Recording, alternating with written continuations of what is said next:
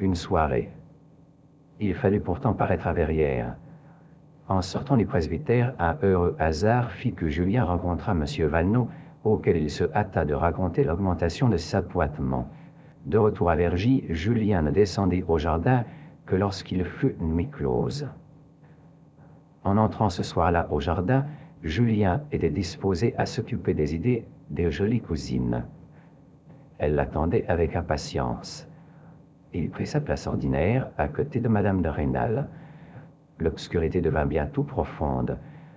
Il voulut prendre une main blanche que, depuis longtemps, il voyait près de lui.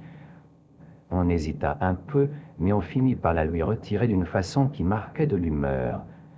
Julien était disposé à se le tenir pour dit et à continuer gaiement la conversation, quand il entendit M. de Rênal qui s'approchait. Julien avait encore dans l'oreille les paroles grossières du matin. Ne serait-ce pas, se dit-il, une façon de se moquer de cet être, si comblé de tous les avantages de la fortune, que de prendre possession de la main de sa femme, précisément en sa présence? Oui, je le ferai, moi, pour qui il a témoigné tant de mépris. L'obscurité cachait tous les mouvements. Il osa placer sa main très près du joli bras que la robe laissait à découvert. Il fut troublé. Sa pensée ne fut plus à lui. Il approcha sa joue de ce joli bras. Il osa y appliquer ses lèvres. Madame de Rênal frémit. Son mari était à 4 pas. Elle se hâta de donner sa main à Julien et en même temps de le repousser un peu.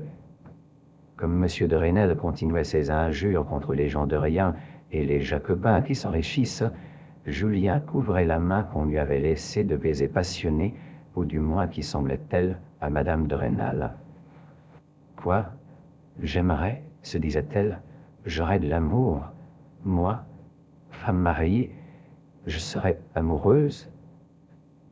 Qu'importe à mon mari les sentiments que je puis avoir pour ce jeune homme. M. de Rênal serait ennuyé des conversations que j'ai avec Julien sur des choses d'imagination.